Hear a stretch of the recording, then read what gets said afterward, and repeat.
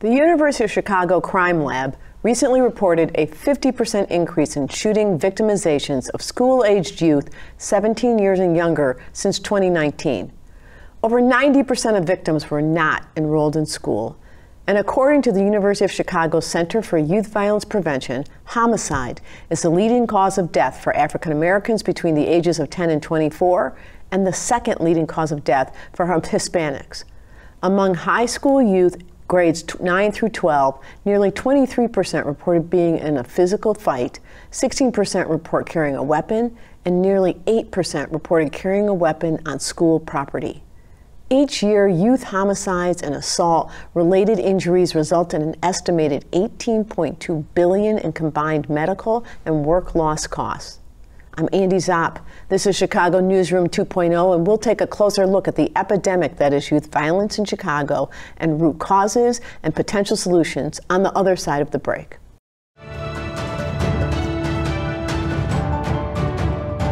I'm Jamira Alexander, inviting you to join me for Public Narrative, A Word, with my very special guest, Dr. Michael Spikes of Northwestern's Medill School of Journalism, and Yanti Freesom of Columbia College, Chicago. Join the conversation Thursday, September 28th at 7 p.m. on CAN-TV Cable Channel 19 and streaming on cantv.org and the CAN-TV Plus app. Experience the power of community television.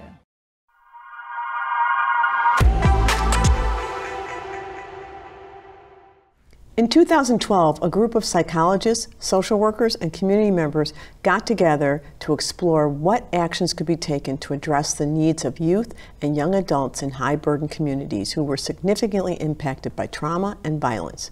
That group formed the Love, Unity, and Values Institute. Joining me to discuss the disturbing reality of youth violence and the steps being taken by her organization to help address it is Love Institute's Executive Director, Cosette Nazon-Wilburn. Hey, Cosette. Hi, welcome. Andy. Good to see you. Nice to see you. Thank you for being here.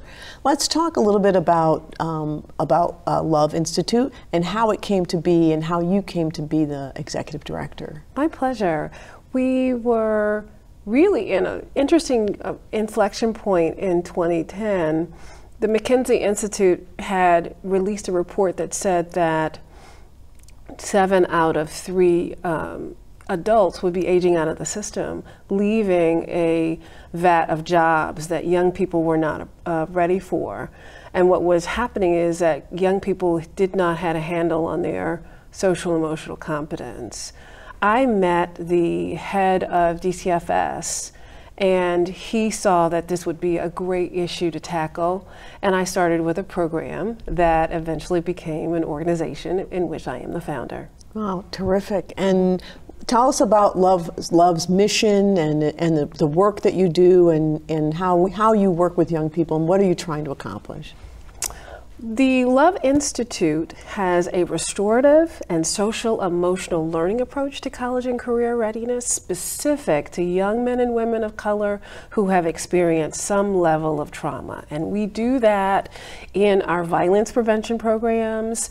Some of them are after school, out of school, and in school. And we also have a professional division in which we support teachers with gaining these tools to help them better manage their classrooms. And how do students come to you? How do you get the participants in the program? Mostly we receive students through referrals. We have over 20 school partners who provide referrals for us. We also partner with DCFS and the agencies that serve that youth. But our sweet spot is, and I hate to call it a sweet spot, but it's really, parenting teens, youth in care, justice involved teens, as well as just teens with low economic issues. And I think it might be, it might be kind of assumed why this work is important, but let's address it directly. Why is addressing trauma and social emotional development particularly amongst this group of young people, why is it so important? We discovered that 70% of the kids that we have that we serve, by the age of 16, they've experienced some level of trauma. Now, trauma is not just I saw someone shot on a corner. It's also anything that interrupts what you consider normal, right? Mom lost her job. We had to move out of our neighborhood. Mom and Dad got divorced. My brother got sick. My grandmother died, all of which provides a level of trauma for young people in which that causes them to feel unsure of themselves and unsure about the future. So, all of us, I think, feel a little bit that the COVID pandemic was a trauma event, just getting through it. But did it have real impacts on our young people? And did you see that in the youth in your program? And did you change how did it affect what you were trying to do, what you've been trying to do? Well, we'd already seen a trend, right, that young people have trauma, have experienced things like social awkwardness, anxiety, anger, low academic performance. But the COVID pandemic brought something unique. It brought what I call a crisis. Not only COVID pandemic, right, but political polarization, racial inequity, all of which now the world is experiencing a trauma. Now you have adults who have experienced trauma. And so there now becomes a domino effect that's now impacting our young people. And what are they doing? They're acting out, right, because there are not enough supports to help them to deal with what's happened. Adults don't have the capacity. Young people don't have the capacity, and so that's why we are seeing sort of these impacts. Right, and not to mention also just being disrupted in school, yes, right, and having all that at home. So how do you adjust your programming to help deal with this kind of this increased level of trauma that's happening for our young people?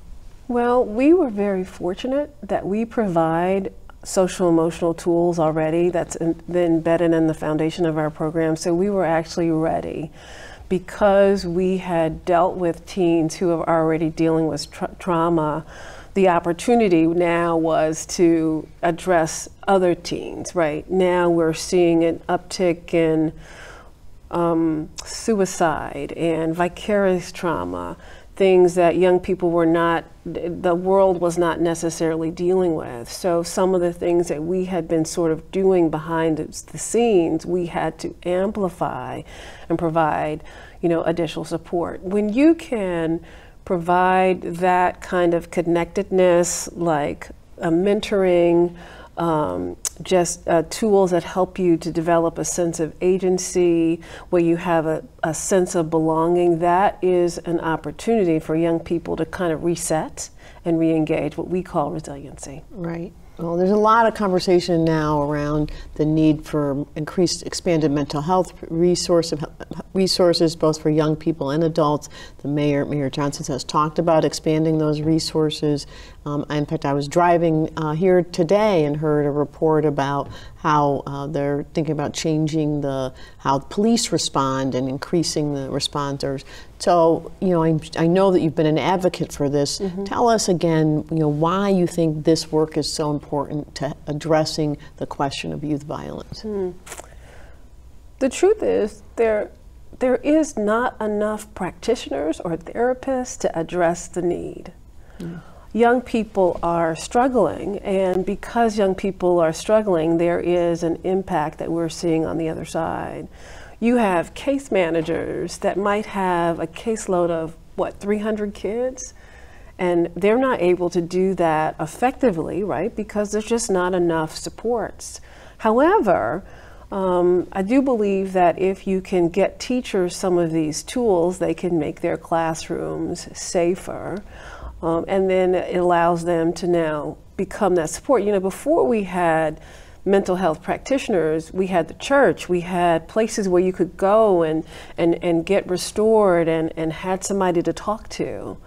And so those are some of those practical things that we need to go back to help us to move forward. Right, and it also sounds like we need to think about how we create and advocate and encourage people to go into the mental health profession, because we clearly need more providers, right? Particularly providers of color. Yes. We are quickly running out of time, but before we wrap up, I know you have a wonderful program that you do with the kids around the holidays. You want to talk about it? I love this program. So, Wreaths of Love. Yeah. It's one of my favorite programs. It really is art therapy on steroids, right? It's an internship, but kids make Christmas wreaths during the holiday, and then they sell those wreaths, so they learn everything from how to source the product, make the product, find customers, and collect their money. We also decorate many of the SSAs around the city, so a lot of those large wreaths belong to Love Institute. And let me tell you, when a young person sees pride, right, has pride in seeing their work on the poles, it gives them a sense of belonging, like, wow, this is my neighborhood and I decorated. And when they get those purchases, boy, do they light up, and it really gives them the courage to make a difference. Well, I'm so glad I asked you about it, and I'm sure people can find more information about it on your website. Yes. Is that correct? The Yes. Love Institute website. Thank you so much, Cosette, for being here, and thank you for this critically important work that you are doing to help save lives and help our young people find their path and be successful. It's really great to see you. Thank you. We'll be right back. On the other side of the break, I'll be joined by 3 journalists who have been closely following the epidemic of violence, youth violence, to hear their thoughts on what's working and what isn't. Stay with us. I'm Connie Lindsay, one of your hosts for Joy in the Breakthrough. On our next episode, Anna and I welcome Dr. Jean Porter King. One thing that I think speaks to us as women of color is really helping people recognize a holistic approach to leadership. Tune in this Monday at 7:00 p.m. on CAN TV Channel 19. Also streaming on cantv.org and now available on the new CAN TV Plus app. Experience the power of community television.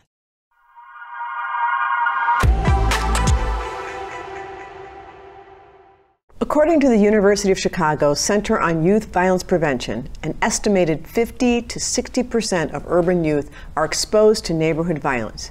In sub-neighborhood samples, that number climbs to nearly 100%. Up to 1/3 of urban male youth report being the victim of violence, including being beaten or mugged, attacked with a knife or stabbed, or shot by another person. Among adolescent ages 15 to 17, African American youth living in high-burdened urban communities, similar to our communities on the south and west sides of Chicago, are at a greater risk for being exposed to community violence than any other population in the United States. Joining me to discuss the serious impacts of youth violence and how we can begin to address it are Francia Garcia Hernandez of the Austin Weekly News, Jamie Nesbitt Golden, reporter for Block Club Chicago, and Matthew Harvey, publisher, We Home Media. Welcome. Let's, there are many things that people, when we talk about violence, say are at the root causes. From your perspective, all of you have covered violence in general, but particularly youth violence. Tell me from your perspective, what do you think are some of the causes? Because if we don't understand the causes or drivers, it's hard to get to solutions. Francia, I'll start with you. I think some of it comes from just the systemic disinvestment that these communities have suffered from years and years. We're talking about neighborhoods where, if you look at data, it's probably the same neighborhoods that have environmental burdens, that have less funding in public schools, that have less sports and out-of-school programs. So there's less opportunities for youth to be engaged with. And these are also the communities where you see there's more trauma, more cycles of trauma that continue to perpetuate. They're more exposed to violence, they're receiving more violence, they're seeing obstacles in accessing food and accessing education in their own homes. So you're in an environment that's just setting up everything for youth to not feel like they belong, like they are welcome, or that they have a chance out of it. Mm-hmm. Matthew, how about you? Similar? Yeah, I definitely agree with Francia. I think that there's also the element of media, I think, contributes a lot to it, like what these kids are consuming, what they see on a day-to-day. It kind of informs what they think is important and what they think is should be allowed. When you say media, are you talking public? I mean, I'm talking social media, I'm talking the reality music, shows that people watch, the music that people listen to. Like, there's a lot of it has been like kind of said, like, you know, the music or the shows are their art. You know, you can't really judge it, but to an extent you do have to, and you do have to kind of scrutinize where these things come from and who's producing them, and also, you know, to a degree there is some kind of personal responsibility involved in that. You have to choose what you consume, but you can't consciously choose the right things if you aren't necessarily educated about it. Right. It's also kind of that reflection, right, too? So a lot of some of the TV shows you see, particularly reality shows, there's always conflict. There's always, and you know, and so when it's full of black and brown people, that's what the young people see. That's what their life, you know, that's what your life's supposed to be like, full of conflict and dispute and fighting.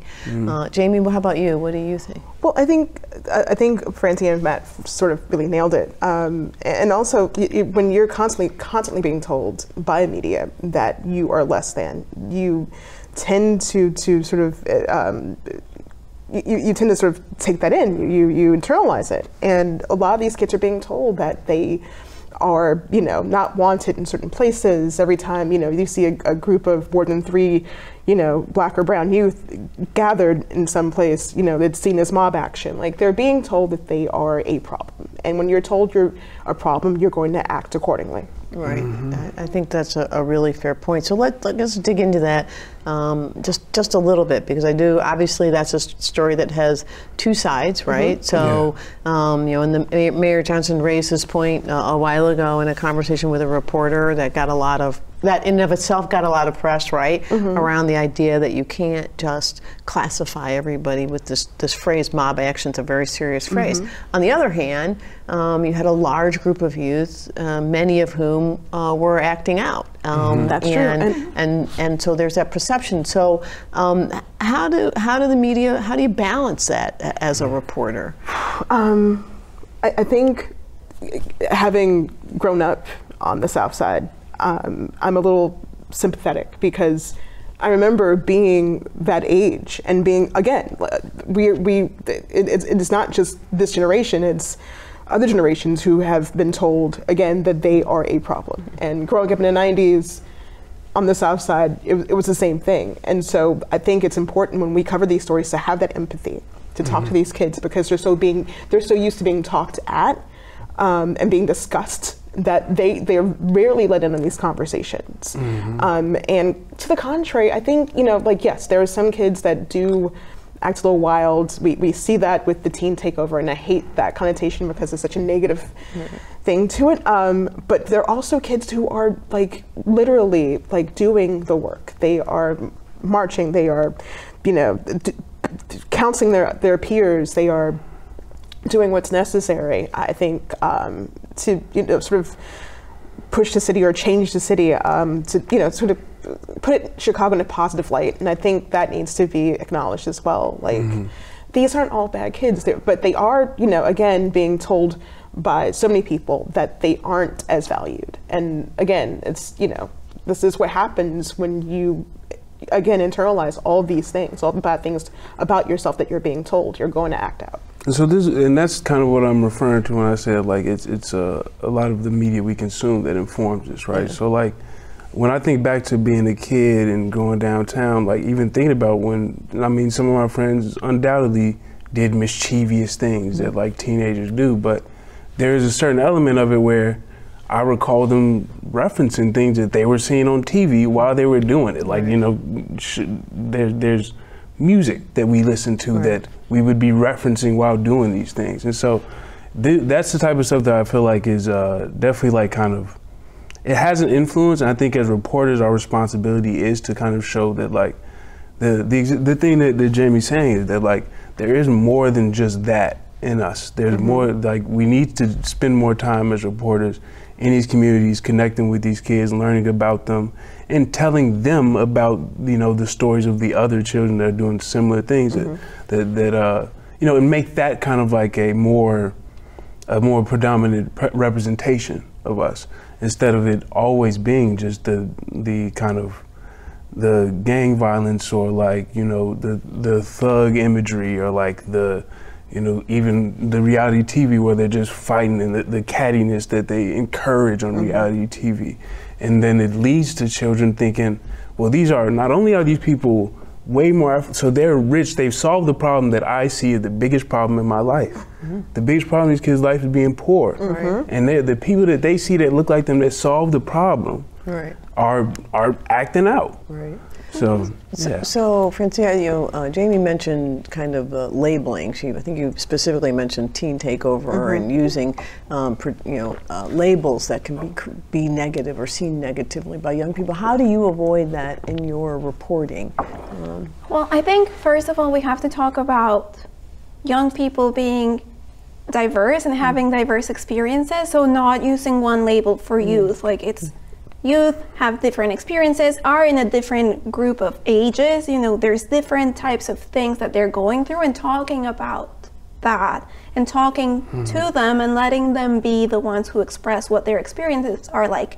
Because we as adults can think that we understand them, but if we're not listening, if we're not asking, if we're not hearing from them what they're going through, then you can't say, this is the label that I'm going to use for what kids are going through. That's not fair. So avoiding that by all means, and talking to youth and talking to people at the front lines who know youth. I've talked to many mentors and community organizations who work directly with youth, both impacted by violence or in an after-school program, and they'll share what they have seen, they'll share what the youth share with them, and they'll tell you that many of these young people want a relationship, want to be accepted, want to be acknowledged as somebody who has agency to make their own choices. And they want someone to trust, and someone who listens, and someone who understands them. And I think as a reporter, that understanding that's the key to working with young people and reporting about them and with them. It can't be just I'm reporting about young people as if they're this big group in the city that's doing this or that. But you have to talk to them, you have to understand them. And they also want to be safe, they want to feel safe. And I think, we don't create places for them to feel safe. And I think that should be sort of at the forefront of how we address this problem. Right, and I think that's a great segue into the other topic, because you touched on this, both of you touched on the idea of the trauma that that our young people are confronted with. I shared some of the statistics, in some of our neighborhoods. It's over 100, not over, you can't be over 100, but 100% of kids, young people have experienced some kind of trauma, and then you of course layer on the pandemic and what happened in the pandemic. All of us had went through some kind of trauma, and for the young kids, losing school, their support system, very serious. I think there was a study that said that I think maybe 1 in 5 Black students have lost a caretaker during the pandemic, and that's a huge hit. Like we're still feeling the effects of that, and I think we have to sort of acknowledge that. Also, kids have lost like about a year or 2 of social emotional learning as on top of that. So like we're expecting kids to return to normal, but what does that normal look like? Right. And we're expecting them to have access to mental health resources that are not there. We see the same barriers, or even more so, that exist in healthcare translate to the behavioral health aspect of the healthcare industry, and they're not readily available, they're not accessible, they're not culturally sensitive, and kids may not have access to it. So how do they cope with the trauma that they've endured if there are no access in their communities? So it sounds like a couple things. First of all, obviously Mayor Johnson has talked a lot about mental health, and probably more than any mayor in recent history, because of course it's become such a huge issue, and is committed to putting a resource behind it. And it sounds like everybody here thinks that's a good idea. But I also read that Chicago Public Schools is increasing their social emotional learning and their programming around that. How else can, particularly the private sector and others, think about supporting, this critical topic? Are there other programs or practitioners or things that you've seen that you think, I would highlight this, and we should double down here? So I recently interviewed a parent who had children attend Phillips Academy on the South Side, and a couple years back, I covered a shooting there at the beginning of the school year, and there was an effort. She tried to lead an effort to create sort of like a calm room, like a quiet room for students who need a moment to sort of, just decompress. And when I hadn't spoken with her since she had tried to start that, but when I caught up with her recently, she talked about how she put out a call on social media to help, or for help, and nobody responded. Really? Nobody. Wow. And so she's still trying to get this done, even though her kids have graduated from the school. Right. She's still connected to it. But that speaks volumes. Right. Again, when we are asking the village to help us, and here's this, it doesn't cost that much money. She's asking for, folks to just volunteer their time to sort of build this or put this together to create this room, this oasis for these students. And she can't get anybody to answer that call. There's something wrong there. Right. And we cannot complain about a problem if we're not willing to do what we can to, come up with a solution or to help with the solution. And that's I would say get involved. That's the biggest thing. Get involved, no matter whether you have children or not. Get involved, because the things that we think, even if you don't have a child, a lot of people think that the thing that's the highest thing that they can reach is something that's just personal, something that satisfies them on the inside, like going on vacation or or just acting out themselves a lot of the time, even as adults. And unfortunately, that leaves these kids unattended and without a village. These are the people that are supposed to be. If you have a full-time job, you don't have to be you could just be a worker, a government worker. You could be a bus driver. It doesn't, these are the types of secured people in positions that they make money, that are at least enough to they have a good pension. Yeah, you know what I'm saying? People who are in a position where this is something for these kids to aspire to. Yeah. Right. This is something for them that you had to work at to get to. And instilling those values in the youth is invaluable. That's the only way they get it is if people are willing to give it to them. Exactly. Right. But I think go ahead, Francia. Go ahead. And I was going to add, there are so many community-based programs by people from the community who know what kids are going through, or have kids who have similar experiences, or have been there and understand them. And it's someone who looks like them, someone who's willing to care, to show up, to be there for them, especially when they need them the most, because sometimes youth will need someone. And then when there's someone, a mentor, a friend, a neighbor who can be there for them and can be involved in some of these projects that are maybe after school, or maybe a dinner, or maybe a sports league, or an art center, or just a poetry, whatever it is, but you're providing that safe space and you're telling kids you can belong, you can come here and I'm here for you. It's a role model without saying I'm your role model, but it's also a space where people feel safe, especially young people. Right. We are out of time, but this isn't the last time we'll be talking about this important issue on Chicago Newsroom 2.0, and I'm really grateful to having you all here. Thank you so much. I will be right back with my final word.